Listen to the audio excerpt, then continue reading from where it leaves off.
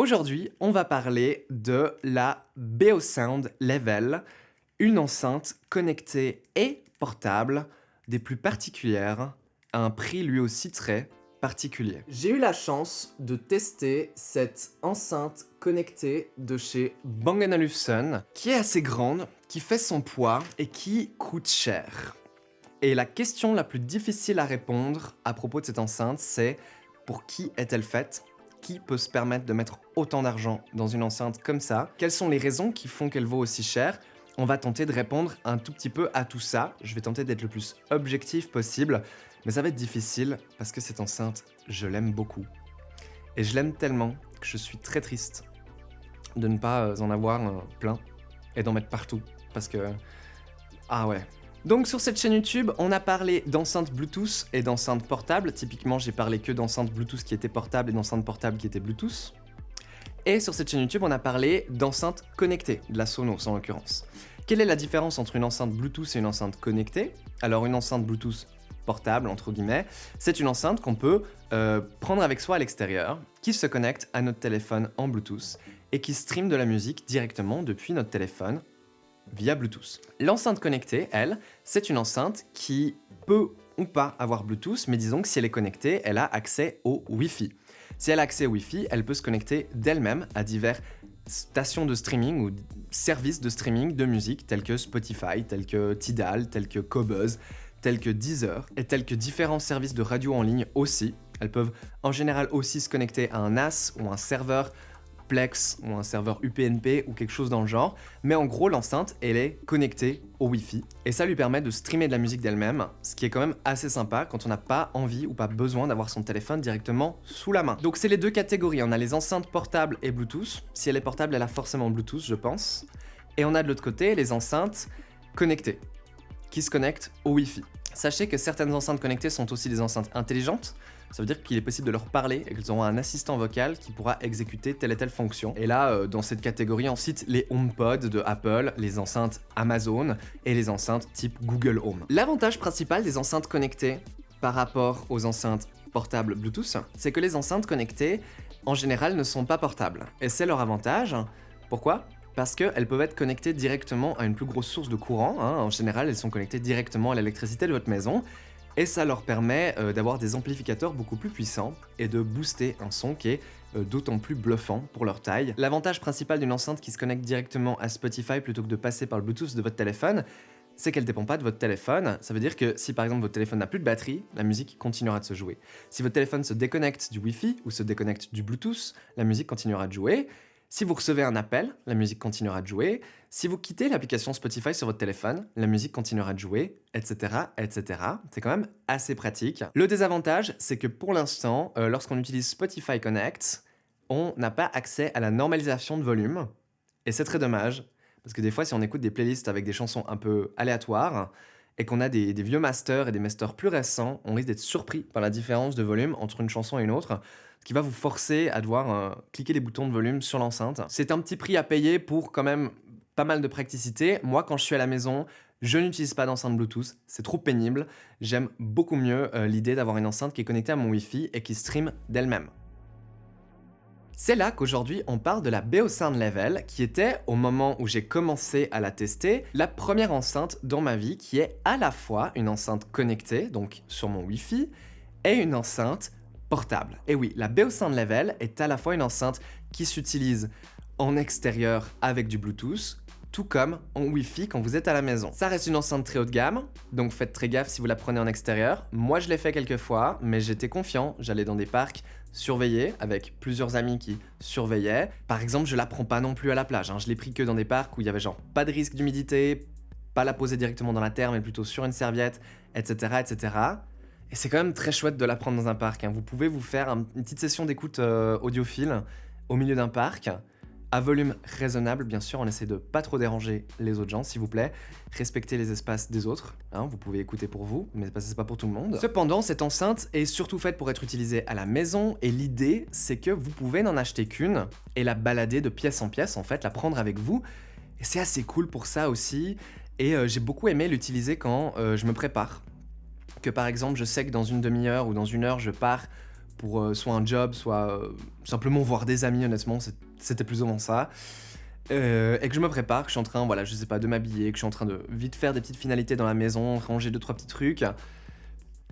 Et que du coup, plutôt que de m'embêter à allumer la chaîne IFI et à commencer le stream, j'ai juste pris la BO Sound Level, j'ai cliqué sur un de ces boutons pré-programmés dessus qui lance automatiquement mes playlists Spotify préférées, et j'ai commencé à écouter la musique, et j'ai simplement baladé avec moi de pièce en pièce, à la salle de bain quand j'étais dans la salle de bain, dans la chambre quand j'étais dans la chambre, au salon quand j'étais au salon, dans la cuisine quand j'étais dans la cuisine, etc. etc. Et c'est vraiment cool, et j'ai vraiment bien kiffé pouvoir déplacer l'enceinte d'une pièce à l'autre comme ça, comme une radio en fait d'époque, vous savez l'époque des radios.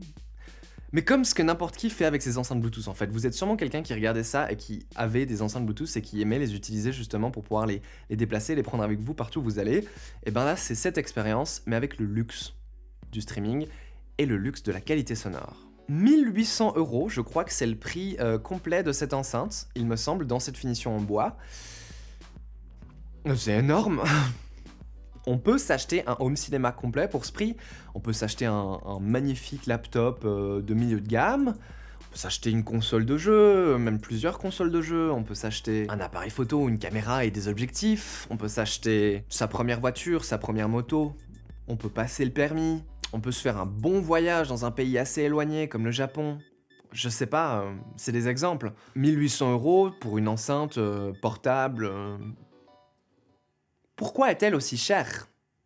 Je vais tenter d'y répondre du mieux que je peux en tant que l'amateur que je suis. Je voulais vous faire un petit tour du produit, comme ça vous avez une meilleure idée de ce que c'est que de prendre en main une enceinte de ce type.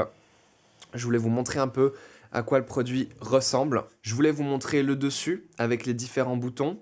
On a de quoi ajuster ici son volume, comme ça, de manière tactile, ou avec simplement les petits plus et les petits moins. On a un bouton ici pour déclencher l'assistant vocal.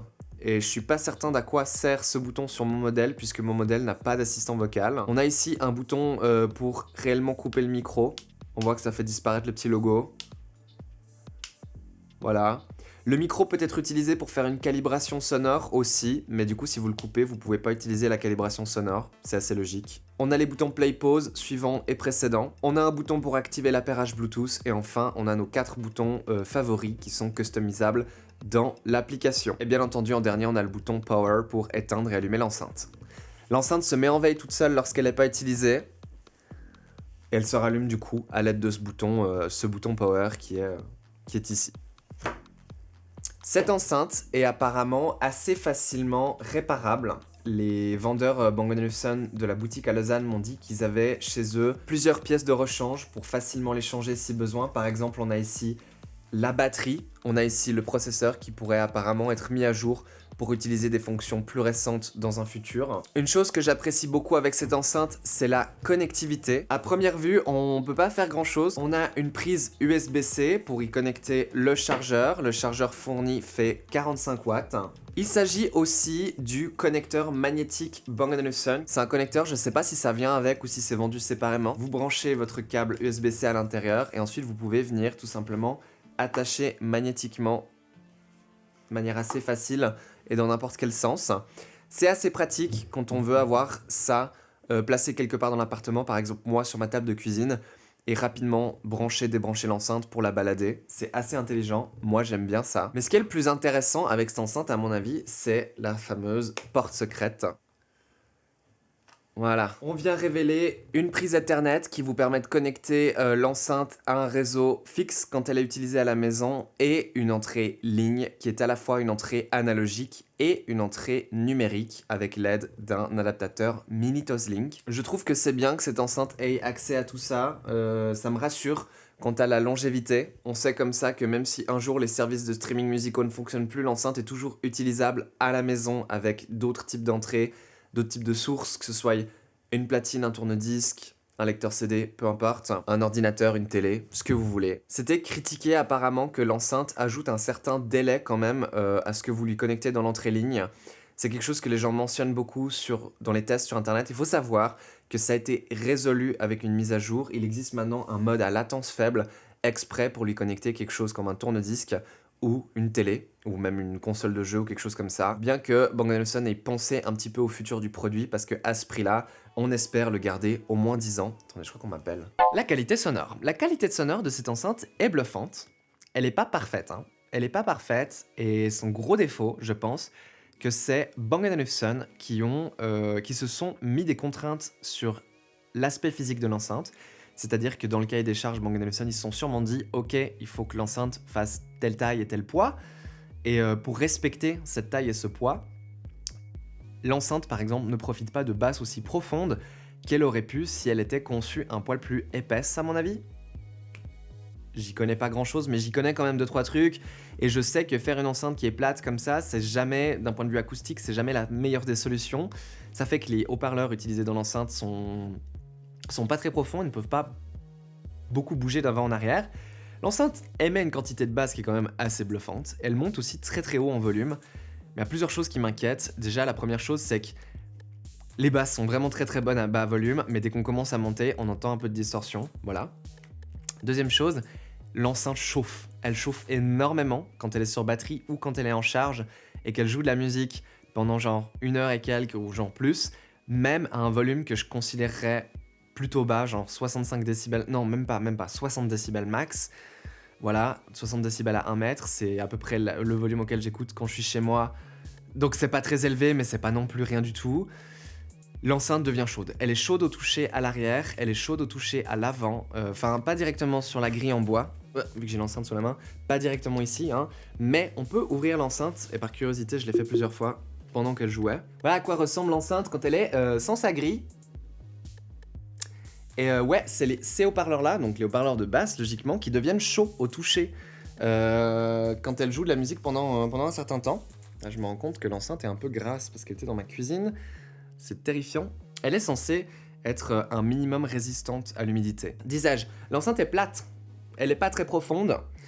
Et je pense que d'un point de vue qualité sonore, ça, c'est pas optimal.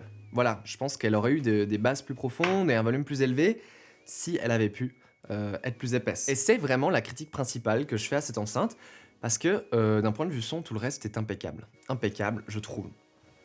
À ce prix, non, on peut faire beaucoup mieux si on est prêt à dédier de l'espace chez soi, par exemple avec un amplificateur dédié, une paire d'enceintes bibliothèque dédiée, des câbles et genre un DAC et genre une solution pour streamer de la musique. On peut faire beaucoup mieux pour ce prix, oui. Cependant, c'est pas aussi petit, c'est pas aussi compact, c'est pas aussi élégant, c'est pas portable.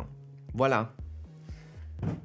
Quand on cherche à faire petit, compact, élégant, portable, et que le son reste bon, il faut mettre le prix, je pense.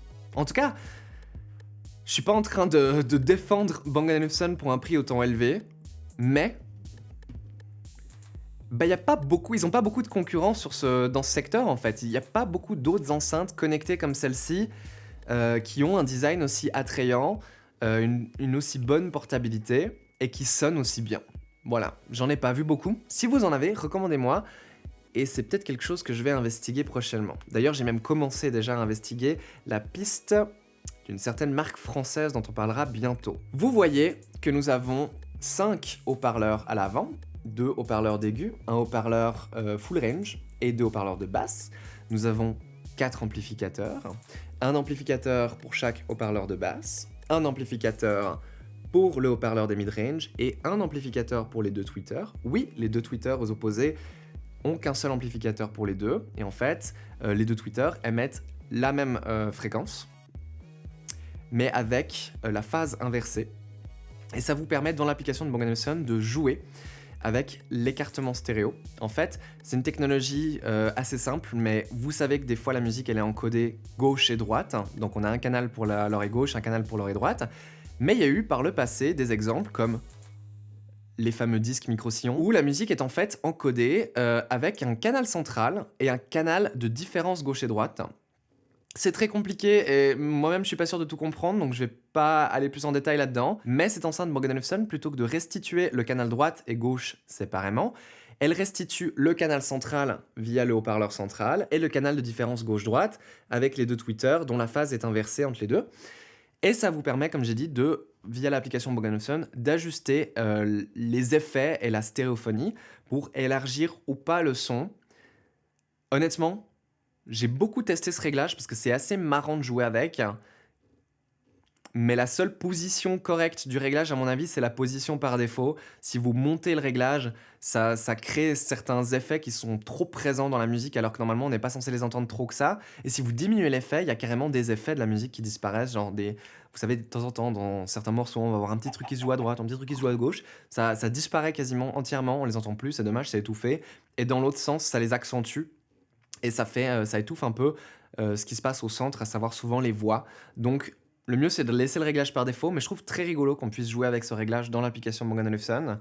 Et je trouve que c'est un design intéressant. Maintenant, on va parler de mon truc préféré avec cette enceinte, et c'est ce qui fait que je ressens le besoin d'en avoir une dans ma vie. J'ai besoin que d'autres marques fassent des enceintes avec ça dessus, parce que c'est tellement intelligent que je ne comprends pas comment pas toutes les enceintes connectées ont ça dessus. Je comprends pas pourquoi il n'y a pas ça sur les Sonos. Mais la Bang Olufsen a 4 boutons, numérotés 1, 2, 3 et 4, qui sont ici. C'est eux là. Et ces 4 boutons vont, lorsque vous les touchez, rappeler un programme préenregistré. Donc, via l'application Bang Olufsen, vous pouvez paramétrer 4 favoris. Par exemple, ça peut être des radios web fournies par le service Bang Olufsen gratuit lorsque vous achetez une de leurs enceintes, ou ça peut être simplement une playlist Spotify. Spotify n'est pas intégré directement dans l'application Bang Olufsen malheureusement, mais c'est pas un souci. Pour mettre une playlist Spotify en favori sur la Bang Olufsen, il vous faut simplement diffuser la playlist via votre smartphone, activer l'aléatoire sur le smartphone, et ensuite il vous faudra simplement garder appuyé sur un de ces 4 favoris pendant quelques secondes, ça va faire pip, et ça confirme que la playlist est enregistrée dans le favori. Et donc la prochaine fois que vous cliquerez dessus, bam, votre playlist préférée juste sous vos doigts. Et c'est ce que j'ai fait. Par exemple, si je clique la playlist 2, c'est aussi simple que ça. Franchement, ça n'a pas à être plus compliqué. Et je ne comprends pas pourquoi toutes les enceintes connectées ne font pas ça. Ça change la vie. Pour moi, c'est incroyable. Et comme j'ai dit, je veux ça sur tout. Sur tous les amplis, toutes les enceintes. Je veux ça partout. Parce que juste cette possibilité d'avoir cette enceinte posée dans ma cuisine, sur ma table, et d'arriver, de m'en approcher. Et quand je m'approche de l'enceinte, elle détecte à distance que je m'en approche et les boutons s'illuminent. Je touche le bouton de la playlist qui correspond au mood auquel j'ai envie de m'ambiancer. Et c'est parti. Ça lance la musique. Et j'ai pas à réfléchir plus. Et c'est une enceinte qui vous donnera envie d'écouter de la musique en toutes circonstances. Elle est là, elle est posée, et vous êtes certain que vous prenez tellement de plaisir à l'activer et à l'écouter que désormais il y aura de la musique chez vous en permanence. Il n'y a plus d'excuses. Parce que oui, ça m'arrivait combien de fois de vouloir écouter une chanson, puis d'être là, non, mais je veux pas l'écouter. Ouais, mais faut que j'allume la chaîne. Oui, puis il faut que je laisse chauffer l'amplificateur, et puis il faut que je m'assoie entre les enceintes, avec, voilà, dans mon sweet spot, et puis il faut... Et puis... Non. Ici, la Bang Olufsen, vous cliquez la touche qui correspond à la playlist que vous voulez écouter. Vous pouvez en programmer 4. C'est bien assez. Et c'est parti. C'est juste parti. Elle se lance. Et le son est bon. Et si elle est dans votre cuisine et qu'en fait, tout d'un coup, vous allez, je sais pas, à la salle de bain faire un truc... Vous la prendre avec vous, ensuite vous allez au salon, vous la prenez avec vous de nouveau, et vous allez dans votre chambre et vous la reprenez avec vous, elle est facile à transporter, elle a une poignée, alors elle fait quand même 3 kilos, donc c'est pas le truc le plus léger, mais voilà. C'est une enceinte qui vous donne envie d'écouter, et c'est ça qui pour moi vaut le prix. C'est ce que j'aurais dit si j'étais riche, mais vu que c'est pas le cas, bah du coup j'aimerais vraiment qu'on ait des alternatives, enfin genre ce genre de fonctionnement et voilà, ce côté tactile de l'enceinte qui donne envie de la toucher, qu'on n'a pas chez les concurrents, qu'on n'a en tout cas pas chez Sonos. Malheureusement, je comprends pas pourquoi on n'a pas ça chez Sonos. Je ne comprends pas. D'ailleurs, la première Sonos que j'ai achetée à l'époque, quand tu cliquais play, tu pouvais programmer pour qu'elle lance un programme spécifique. Et de ce que j'ai vu, c'est plus possible de faire ça. Et je ne sais pas pourquoi. L'appel de musique via Spotify vient avec un défaut. C'est que pour pouvoir lire Spotify sur l'enceinte, il faut bien entendu Spotify Premium. Et donc l'enceinte va devoir se connecter à un compte Spotify Premium. Et en fait, elle vous laisse pas paramétrer dessus quel compte Spotify il s'agit, donc elle va simplement utiliser le dernier compte Spotify qui était utilisé pour caster de la musique dessus. Donc ça a eu arrivé que mon colocataire l'ait utilisé dans la cuisine et qu'ensuite je débarque et je veux lancer la musique et en fait, ça lance sa musique à lui. Enfin, c'est-à-dire que ça lance bel et bien la playlist que j'avais programmée, oui, mais ça le fait via son compte, ce qui veut dire que si lui était en train d'écouter de la musique dans une autre pièce ou sur une autre enceinte, ou sur son casque ou peu importe, il va être coupé dans ce qu'il fait. Et je sais que c'est un problème avec toutes les enceintes connectées, et c'est un problème qui n'existerait pas si les maisons de disques n'étaient pas autant pénibles avec les droits d'auteur, mais en même temps c'est normal, il faut payer les artistes, et pour ça on est obligé de monitorer qu'est-ce que vous écoutez, quand vous l'écoutez, comment vous l'écoutez. C'est la seule façon de payer un prorata les artistes qui sont sur Spotify, bien sûr. Pour conclure, j'aime beaucoup cette enceinte, et ce que j'aime beaucoup, c'est son design, son côté tactile. J'ai pas mentionné la durée de la batterie, mais la durée de la batterie est vraiment très bonne, à peu près à 60 décibels comme j'écoute, comme je vous ai dit, j'ai pu faire des soirées entières dessus. Ça m'est arrivé de la prendre chez des potes, quand on faisait des soirées avec des potes et que je sais qu'ils ont pas un très bon système hi-fi chez eux, de prendre ça avec moi pour qu'on s'ambiance chez eux et son côté fin fait qu'on peut la glisser dans un sac à dos assez facilement. J'ai toujours mise dans une petite housse en plus pour bien la protéger, pour pas qu'elle s'abîme s'il y a d'autres choses dans le sac, mais on peut la prendre dans un sac. Ouais, elle rentre dans certaines poches à laptop aussi, donc c'est assez cool. Voilà, comme ça j'ai pu débarquer simplement dans le salon de mes amis et puis mettre la musique avec ça, en utilisant peut-être Bluetooth, comme ça j'avais pas besoin de la connecter à leur Wi-Fi. Et puis c'est tout quoi. Haute fidélité, des bonnes basses, à volume, à volume, à volume normal, pas à volume très élevé, mais des bonnes basses quand même. Des médiums, genre du détail. Merci d'avoir regardé. Et peut-être à une prochaine fois pour parler d'une enceinte concurrente, d'une marque concurrente, d'un autre pays d'Europe, de votre pays peut-être. Merci d'avoir regardé et à bientôt.